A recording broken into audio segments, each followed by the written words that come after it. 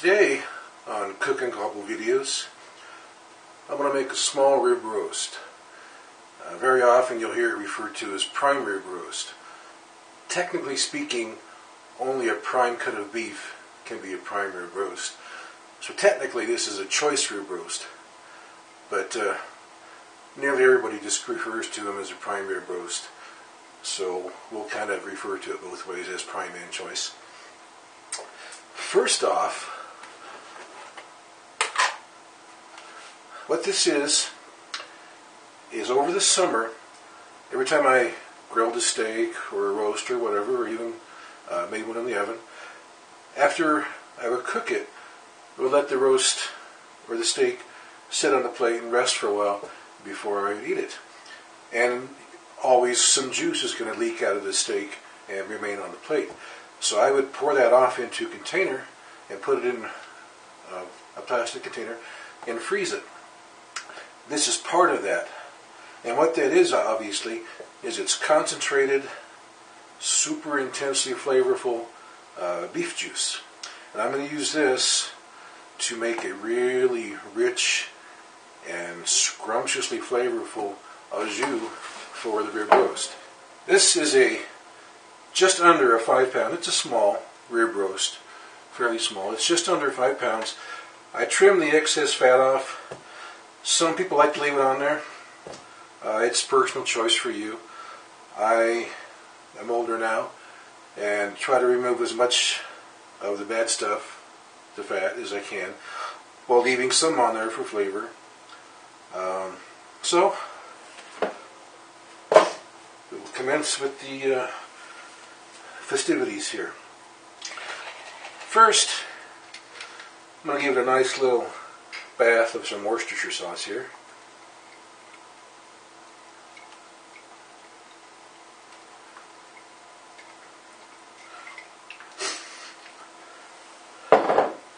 Next,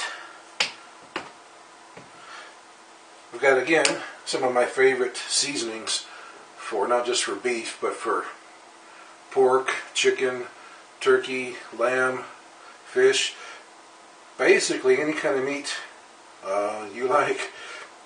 Simply Marvelous has some great products that really perk it up, give it so much flavor. I'm going to use a mixture of the Simply Marvelous Seasonal and the Simply Marvelous Cherry Rub. Obviously, it's got some cherry flavoring, as that's what it indicates. And it's going to go very nicely on this rib roast here. So,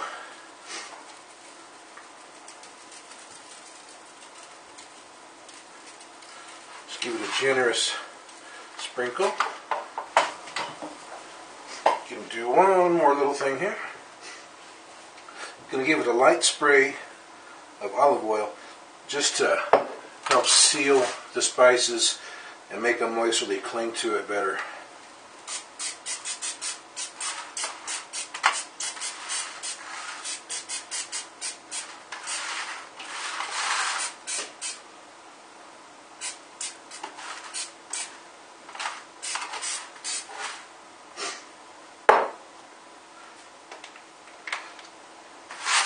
And just a little more on the side here. This rib roast is what's called a bone-in. The rib bones are in there. So it's going to work as kind of a natural roasting rack.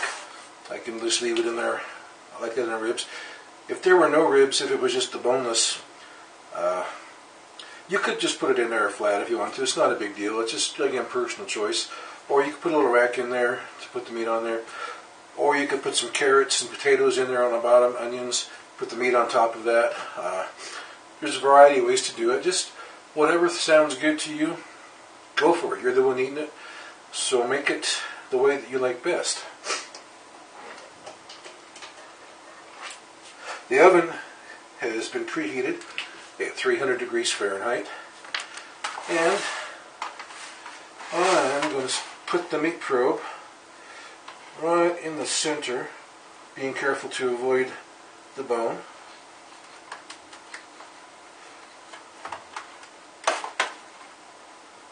There.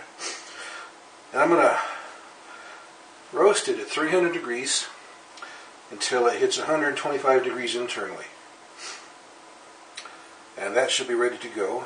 If it's not quite as crisp on the outside as I like it, I'll pull it out, turn the oven up to like 400 degrees, put it back in for 5 minutes just to get a nice sear, a nice crusty exterior. It makes it really, really flavorful.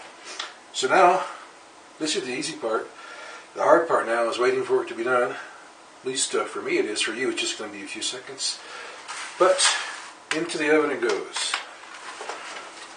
Okay, it's at 125 degrees by the interior probe there. And I just brought it out of the oven. When you take a roast out, or a turkey, or whatever it is you're cooking, leave that probe in the meat right now. If I were to pull it out, it would just start shooting juice out all over the place, and we don't want that. We want as much juice to stay inside as possible. So we'll just leave it in there for, I'll give it 30, maybe 40 minutes to rest. Then I'll come back and slice it for you. But for you, it's just going to be a couple seconds. So let me go take a break while it cools down a little bit and let the meat relax, let the juices relax and slow down and stay inside the meat there. So I'll see you back in a couple seconds. Okay, it's been just about 30 minutes and I'm getting real hungry. So, take the temperature probe out. It's not leaking, that's a good sign. It's still pretty warm, but it's alright. I'm going to go ahead, even though it's small, and remove it from the bone, and hopefully I won't mess it up too much. Kind of go along the top of the bone and gently turn the knife in like this when you're cutting along the bone to try to stay as close as possible. So I can make sure.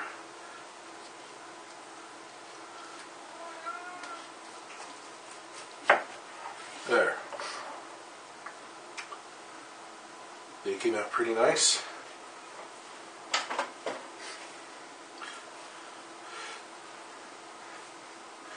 And I'm just going to do a nice generous slice. It's real, just pink in the center. It's medium rare, just a hair past medium rare, on its way towards being medium. If you like it more rare, go to 120 degrees. If you like it more medium, go to 130 degrees. This was 125, which is medium rare to maybe just a smidgen past, just really close to that.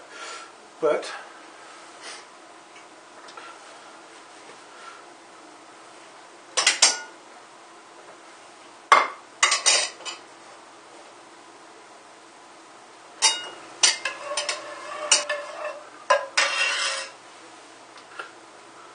this is the au jus sauce that I showed you in that plastic container to begin with. What I did, I got a glass jar that will fit a lid to it. Put about a cup or so of cold water in the jar, and then added about 1 to 2 tablespoons of flour, and then shake that very vigorously to dissolve that flour into the cold water. Always use cold water. Don't use hot or it'll clump up on you. Just shake it up really well to dissolve that flour into the cold water, and then gradually add it to the juice. Keep it stirring, bring it to a boil, let it boil for a minute or two, reduce the temperature, and it'll start to thicken up.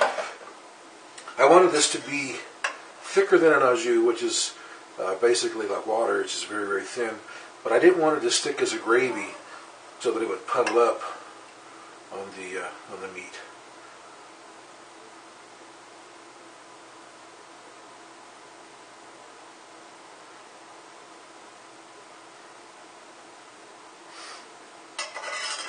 There's just a little bit there.